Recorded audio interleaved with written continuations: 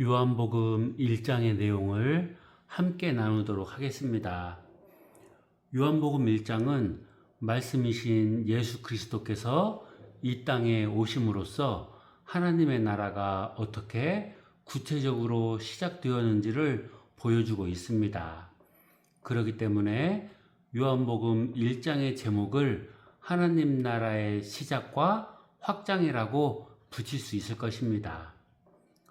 요한복음 1장 1절에서 5절은 하나님께서 세상을 어떻게 시작하셨고 어떻게 회복하실지를 보여줍니다.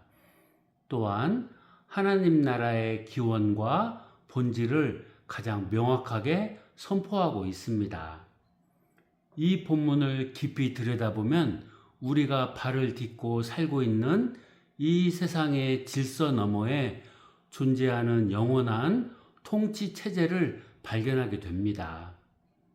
세상의 역사는 흔히 눈에 보이는 물질이나 권력의 이동으로 설명되지만 성경은 그 시작점에 태초에 말씀이 계시니라고 선언합니다.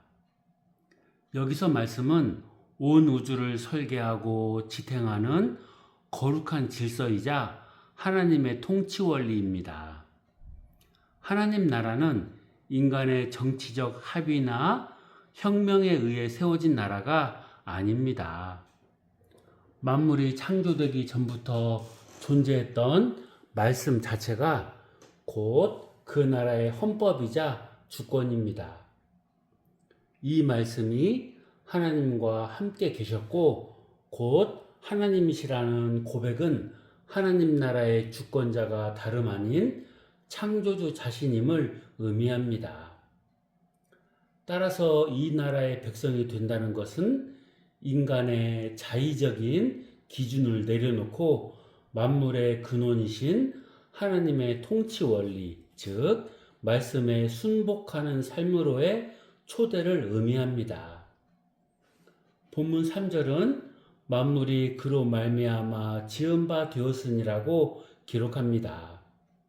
이는 하나님 나라의 영토가 단순히 영적인 영역에 국한되지 않고 우리가 보고 느끼는 모든 피조 세계를 포괄한다는 사실을 보여줍니다. 하나님 나라의 관점에서 볼 때 이 세상에 그분의 통치가 미치지 않는 영역은 단 한치도 없습니다. 모든 생명체와 자연 법칙은 말씀이라는 설계도에 의해 존재를 부여받았습니다. 이는 우리가 살아가는 일상의 현장이 곧 하나님 나라의 식민지이자 그분의 통치가 실현되어야 할 장소임을 일깨워 줍니다. 우리가 직업을 갖고 가정을 꾸리며 사회적 책임을 다하는 모든 행위는 창조주 말씀의 질서에 부합할 때 비로소 그 진정한 가치를 회복하게 됩니다. 하나님 나라의 통치가 구체적으로 어떻게 나타나는가에 대해 본문은 생명과 빛이라는 두 단어로 설명합니다.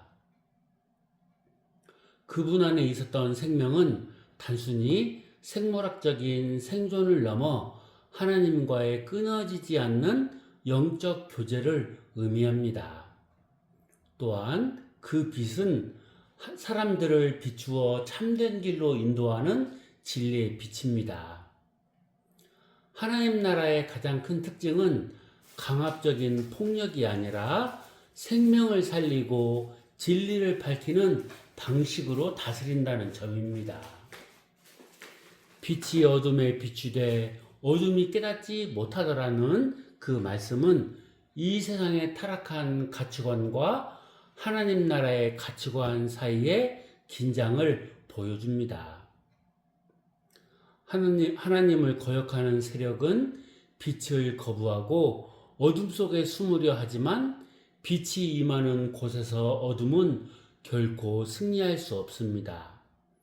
이것이 바로 하나님 나라가 가진 필연적인 승리의 법칙입니다. 이 말씀이 오늘을 사는 우리에게 주는 교훈은 명확합니다. 첫째, 우리 삶의 주권이 어디에 있는지를 점검해야 합니다.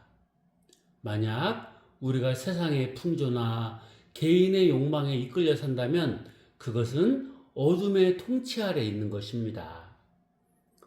우리는 만물의 시작이신 말씀 앞으로 돌아가 그분의 다스림을 받는 하나님 나라의 시민으로 살아가야 합니다. 둘째, 우리는 절망 중에서도 희망을 품어야 합니다. 세상은 여전히 어둡고 불의가 판치는 것처럼 보일지라도 생명과 빛 되신 말씀이 이미 이 세상을 창조하셨고 지금도 붙들고 계십니다. 어둠이 빛을 이기지 못한다는 약속은 우리에게 어떤 시련 속에서도 굴하지 않는 용기를 줍니다. 결론적으로 요한복음 1장 1절에서 5절은 우리에게 거대한 소속감을 부여합니다.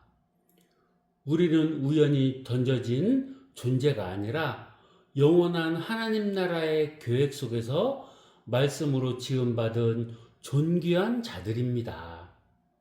이제 우리는 그분의 생명을 품고 세상을 비추는 작은 빛이 되어 하나님 나라의 통치를 이 땅에 실현해 나가는 거룩한 통로가 되어야 할 것입니다. 요한복음 1장 6절에서 8절까지의 말씀은 하나님 나라의 서막을 알리는 중요한 도입부입니다. 이 본문은 세례 요한이라는 인물이 하나님 나라의 역사 속에서 어떤 위치를 차지하며 그가 수행한 전령의 사명이 오늘날 우리에게 어떤 영적 교훈을 주는지 명확히 보여줍니다. 성경은 세례 요한을 설명할 때 하나님으로부터 보내심을 받은 사람이라고 명시합니다. 이는 하나님 나라가 인간의 기획이나 정치적 운동으로 시작되는 것이 아니라 오직 왕이신 하나님의 주권적인 결단에 의해 시작됨을 의미합니다. 하나님 나라 관점에서 볼 때 전령은 단순한 소식 전달자가 아닙니다. 고대 세계에서 왕이 행차하기 전 전령이 길을 닫고 왕의 위엄을 선포하듯 요한의 출현은 이제 곧 하나님의 직접적인 통치가 가시적으로 나타날 것임을 알리는 신호탄이었습니다. 그는 구약의 마지막 예언자이자 신약의 문을 여는 자로서 하나님 나라의 질서를 세우는 역할을 맡았습니다. 본문은 요한에 대하여 그는 이 빛이 아니요 이 빛에 대하여 증언하러 온 자라고 단호하게 선을 긋습니다. 이는 하나님 나라의 일꾼이 가져야 할 가장 중요한 태도인 자기 정체성의 명확함을 교훈합니다. 당시 세례 요한의 영향력은 막강했습니다. 많은 사람이 그를 메시아로 오해할 정도였습니다. 그러나 요한은 자신이 하나님 나라의 주인이 아니라 이정표임을 잊지 않았습니다. 이정표의 가치는 자기 자신을 빛내는 데 있지 않고 목적지를 정확히 가리키는 데 있습니다. 이정표가 화려해서 사람들이 그 앞에만 머물러 버린다면 그것은 실패한 이정표입니다. 하나님 나라는 인간이 주인공이 되는 나라가 아닙니다. 오직 그리스도만이 영광을 받으시는 나라입니다. 요한이 보여준 그는 흥하여야 하겠고 나는 쇠하여야 하리라는 고백은 왕의 전령이 갖추어야 할 최고의 미덕인 겸손과 자기 부정을 상징합니다. 이는 오늘날 우리가 각자의 삶의 영역에서 하나님 나라를 살아낼 때 나의 성취가 아닌 하나님의 영광이 드러나고 있는지를 끊임없이 자문하게 합니다. 세례 요한의 사명은 증언이었습니다. 그는 세상이라는 어둠 속에 참 빛이 오셨음을 선포하는 증인이었습니다. 하나님 나라의 관점에서 증언이란 단순히 지식을 전달하는 것이 아니라 왕의 성품과 그 나라의 가치관을 삶과 입술로 증명해내는 것입니다. 세상은 스스로를 빛이라고 주장하는 가짜 등불들로 가득합니다. 물질, 권력, 명예가 인생의 주인인 것처럼 속이는 세상 속에서 요한은 참된 생명의 빛이 오직 예수 그리스도께만 있음을 가리켰습니다. 그의 외침은 광야의 외침이었지만 그 울림은 하나님 나라의 통치를 갈망하던 이들에게 소망의 빛이 되었습니다. 우리 역시 이 시대의 전령으로 부름받았습니다. 우리가 속한 가정, 직장, 공동체 속에서 우리는 내가 주인 된 삶을 내려놓고 왕의 다스림을 증언해야 합니다. 그것이 하나님 나라의 백성이 세상을 살아내는 방식입니다. 결국 요한복음 1장 6절에서 8절이 주는 핵심 교훈은 하나님 나라의 역사는 준비된 사람을 통해 흘러간다는 점입니다. 요한은 자신이 빛이 아님을 인정했기에 오히려 참 빛을 가장 선명하게 드러낼 수 있었습니다. 하나님 나라는 지금도 확장되고 있습니다. 왕이신 예수 그리스도는 다시 오실 것이며 우리는 그 길을 예비하는 이 시대의 요한들입니다.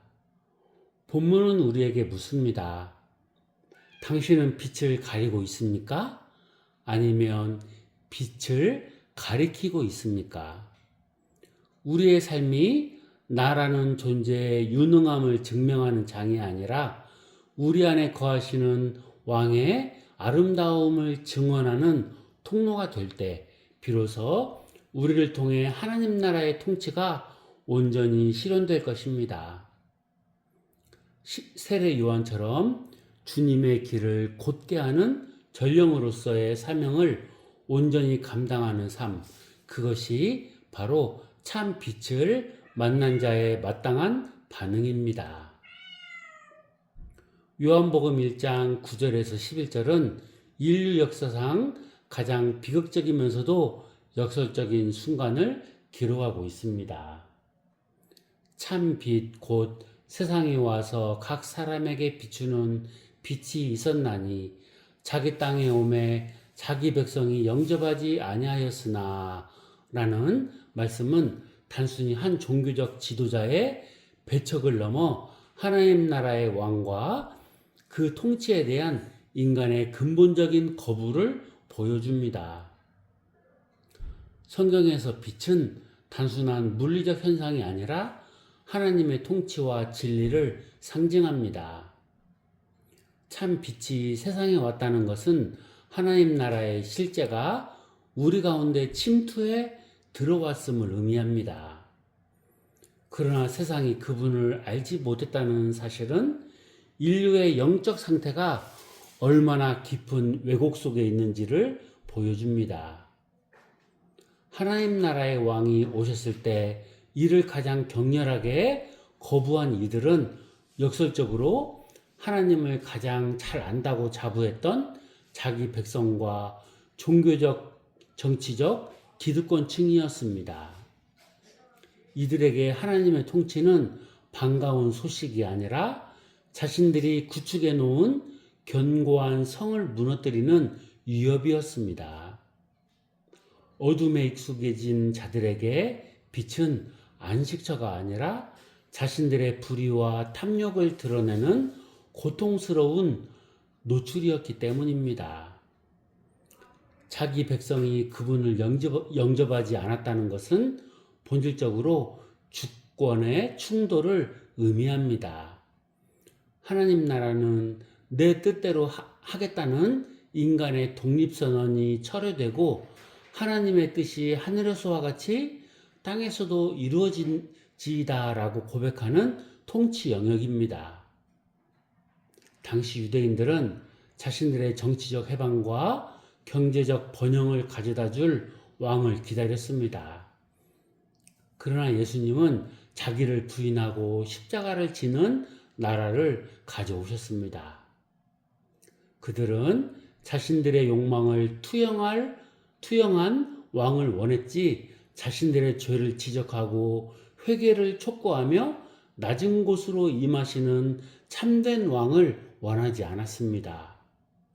결국 거부의 핵심은 내 인생과 세상의 주인 자리를 내어드리기 싫다는 자아의 고집에 있었습니다. 본문은 세상이 그분을 알지 못했다고 기록합니다. 여기서 안다는 것은 지적 정보가 아니라 인격적인 관계를 뜻합니다. 하나님 나라는 왕과의 친밀한 관계 속에서 누리는 평강과 희락의 나라입니다. 하지만 인간은 하나님 나라의 질서보다 세상의 질서에 더 익숙해졌습니다. 창조주께서 당신의 피조물에게 오셨음에도 불구하고 알아보지 못했다는 것은 죄로 인해 인간의 영적 인지 능력이 완전히 파괴되었음을 시사합니다. 이는 오늘날 우리에게도 큰 경종을 울립니다. 우리 역시 내 삶의 안정과 유익을 위해 하나님 나라의 원리를 외면하고 있지는 않은지 돌아보게 합니다. 이 비극적인 거부의 기록은 우리에게 두 가지 중대한 결단을 촉구합니다. 첫째, 참된 비답의 나를 정직하게 노출해야 합니다. 기득권을 지키려 했던 이들처럼 나의 고집과 어둠을 숨기려 하면 우리는 결코 하나님 나라의 백성이 될 수 없습니다. 빛이 비칠 때 드러나는 나의 연약함과 죄성을 인정하는 것이 하나님 나라로 들어가는 첫걸음입니다. 둘째, 왕의 통치를 일상에서 구체적으로 수용해야 합니다.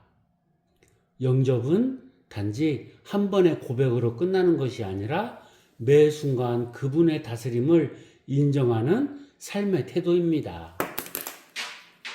내 삶의 우선순위, 물질을 사용하는 방식, 사람을 대하는 태도 속에서 세상의 방식이 아닌 왕의 방식을 따를 때 비로소 우리는 거부하는 자들이 아닌 영접하는 자들의 반열에 서게 됩니다. 요한복음 1장 9절에서 11절은 어두운 거부의 역사를 기록하고 있지만 이어지는 12절은 영접하는 자 곧 그 이름을 믿는 자들에게는 하나님의 자녀가 되는 권세를 주셨으니라며 반전을 선포합니다. 세상은 왕을 거부했지만 그 거부조차 하나님의 구원 계획을 막지는 못했습니다. 하나님 나라는 힘으로 굴복시키는 나라가 아니라 빛을 사랑하는 자들이 기꺼이 자신을 내어드림으로 확장되는 나라입니다. 오늘 우리는 그분을 나의 진정한 왕으로 모시고 있습니까? 아니면 나의 기득권을 위해 그분의 통치를 변두리로 밀어내고 있습니까? 참빛 앞에 서는 용기가 필요한 때입니다. 요한복음 1장 12절에서 13절은 기독교 신앙의 핵심이자 하나님 나라의 시민권이 어떻게 부여되는지를 가장 명확하게 보여주는 헌장과도 같습니다. 이 본문을 통해 우리는 세상의 가치관과는 전혀 다른 하나님 나라의 새로운 질서와 영적 신분 획득의 원리를 발견할 수 있습니다. 세상 나라의 시민권은 보통 세 가지 방식으로 결정됩니다. 부모의 국적을 따르는 혈통, 태어난 장소를 따르는 지연, 혹은 개인의 노력과 자금력을 바탕으로 한 귀화입니다. 그러나 요한복음은 하나님 나라의 시민권이 이러한 세상적 방식을 철저히 배제한다고 선언합니다. 가문이나 배경, 종교적 유산이 구원을 보장하지 않는다는 뜻입니다. 모태신앙이나 선택받은 민족이라는 혈통적 자부심이 하나님 나라의 입장권이 될 수 없습니다. 인간의 본능적인 욕구나 육체적인 노력을 의미하지 않습니다. 고행이나 수양 혹은 인간적인 열심으로는 결코 하나님 나라의 문턱을 넘을 수 없습니다. 사회적 지위나 권력 혹은 타인의 의지에 의해 신분이 결정되지 않음을 의미합니다. 이는 하나님 나라의 시민권이 오직 하나님께로부터 난 자들에게만 주어지는 초월적인 은혜임을 강조합니다. 즉, 시민권의 발급 주체는 인간이 아니라 오직 하나님 한 분뿐이십니다. 그렇다면 이 거룩한 시민권은 구체적으로 어떻게 우리에게 주어집니까? 성경은 영접과 이름을 믿는 것이라는 두 단어로 요약합니다. 여기서 영접한다는 것은 단순히 손님을 맞이하는 수준을 넘어 예수 그리스도를 내 삶의 중심이자 통치자로 받아들이는 주권의 이양을 의미합니다. 또한 그 이름을 믿는다는 것은 예수님이 하나님의 아들이시며 우리를 죄에서 구원하실 유일한 분임을 전적으로 신뢰하는 것입니다. 이것이 놀라운 이유는 하나님 나라의 시민권이 어떠한 자격시험이나 공로를 요구하지 않기 때문입니다. 세상은 끊임없이 우리가 무엇을 해야 하는지 묻지만 하나님 나라는 우리가 누구를 믿고 받아들이는지를 묻습니다. 이 단순해 보이는 통로가 사실은 가장 강력한 권세의 시작점이 됩니다. 본문에서 가장 주목해야 할 단어는 권세입니다. 하나님은 믿는 자들에게 단순히 시민의 자격을 주시는 것을 넘어 자녀가 되는 권세를 주셨습니다. 시민은 국가의 법을 지키고 보호를 받지만 자녀는 아버지의 모든 유업을 물려받는 상속자입니다. 하나님 나라의 시민권은 단순한 거주 권한이 아니라 우주의 통치자이신 하나님을 아빠 아버지라 부를 수 있는 관계적 특권입니다. 이 권세는 다음과 같은 삶의 변화를 가져옵니다. 죄책감과 정죄감에서 벗어나 하나님의 보좌 앞으로 담대히 나아갈 수 있습니다. 아버지가 자녀를 책임지듯 하나님께서 우리의 삶을 끝까지 책임지시고 인도하십니다. 하나님 나라의 가족으로서 이 땅에 그 나라의 가치를 전파하는 대사의 직분을 감당하게 됩니다. 오늘날 우리는 여전히 혈통과 육정과 사람의 뜻이 지배하는 세상 속에 살고 있습니다. 돈과 배경, 성취가 사람의 가치를 증명하는 사회에서 그리스도인은 나는 하나님께로부터 난 자라는 영적 정체성을 잊지 말아야 합니다. 하나님 나라의 시민권은 우리가 쟁취한 것이 아니라 선물로 받은 것입니다. 따라서 우리는 겸손할 수밖에 없으며 동시에 세상 그 무엇도 흔들 수 없는 자부심을 가질 수 있습니다. 이제 우리의 과제는 이 권세를 가지고 세상의 질서를 따르는 것이 아니라 하나님 나라의 법인 사랑과 공의를 실천하며 사는 것입니다. 여러분의 시민권은 하늘에 있습니다. 오늘 하루 세상의 기준에 휘둘리기보다 하나님의 자녀라는 거룩한 권세를 당당히 누리며 그 나라의 향기를 전하는 참된 시민으로 살아가시기를 바랍니다. 마지막으로 오늘은 요한복음 1장 14절에서 18절 말씀까지 나누도록 하겠습니다. 본문은 기독교 신앙의 가장 신비롭고도 핵심적인 사건인 성육신을 다루고 있습니다. 이를 하나님 나라라는 거대한 관점에서 조명해 보면 단순히 한 아기가 태어난 사건을 넘어 온 우주의 왕이신 하나님께서 자기 백성을 통치하기 위해 친히 역사 속으로 침투해 들어오신 하나님 나라의 결정적 임재로 해석할 수 있습니다. 본문에서 거하시메라는 단어는 헬라어로 에스케노센이며 이는 장막을 치다라는 의미를 담고 있습니다. 이는 구약시대 이스라엘 백성들의 광야 여정 가운데 성막에 머무셨던 하나님의 임재를 떠올리게 합니다. 하나님 나라는 멀리 떨어진 추상적인 관념이 아닙니다. 왕이신 하나님께서 죄로 오염된 이 땅에 친히 당신의 장막을 치셨다는 것은 통치자가 피지배자의 삶의 현장 한복판으로 들어오셨음을 의미합니다. 과거 성막이 하나님과 인간이 만나는 유일한 통로였듯이 이제 예수 그리스도는 그분 자신이 성막이 되어 하나님 나라의 영광을 직접 목격하게 하십니다. 성육신은 하나님 나라가 죽어서 가는 먼 미래의 장소가 아니라 바로 지금 우리 곁에 살과 피를 가진 실체로 도래했음을 선포하는 사건입니다. 세상의 왕국은 힘과 법, 강요에 의해 유지되지만 성육신하신 왕이 다스리는 하나님 나라는 은혜와 진리라는 전혀 다른 원리로 작동합니다. 14절과 17절은 이 단어를 반복하며 강조합니다. 은혜는 자격 없는 자에게 베풀어지는 통치자의 자비입니다.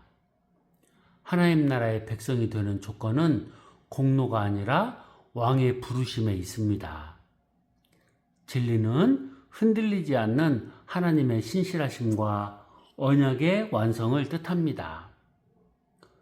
율법이 모세를 통해 주어져 인간의 죄성을 폭로하고 심판의 기준을 제시했다면 예수 그리스도를 통해 온 은혜와 진리는 그 죄를 덮고 인간을 회복시켜 하나님 나라의 시민으로 재창조합니다. 이는 법의 지배를 넘어선 생명의 지배이며 이것이 바로 복음의 핵심입니다. 18절은 본래 하나님을 본 사람이 없으되 아버지 품속에 있는 독생하신 하나님이 나타내셨느니라고 말씀합니다. 하나님 나라는 그 나라의 주인이신 하나님이 어떤 분인지 알 때만 온전히 경험할 수 있습니다. 보이지 않는 하나님을 인간이 이해할 수 있는 언어와 몸짓 그리고 삶의 궤적으로 보여주신 분이 바로 예수님입니다. 우리는 예수님의 긍휼히 여김, 병든 자를 고치심, 죄인과 세리의 친구가 되심을 통해 하나님 나라가 어떤 성격의 나라인지를 배웁니다. 그 나라는 낮은 곳을 향하며 상한 마음을 싸매고 죽어가는 생명을 살리는 나라입니다. 성육신은 하나님 나라의 시청각 교제이자 실체 그 자체인 셈입니다. 이 본문이 오늘날 우리에게 주는 영적 교훈은 명확합니다. 첫째, 일상의 거룩함입니다. 말씀이 육신이 되었다는 것은 영적인 것과 육적인 것의 경계가 허물어졌음을 뜻합니다. 하나님 나라는 교회 건물 안에 갇혀 있지 않습니다.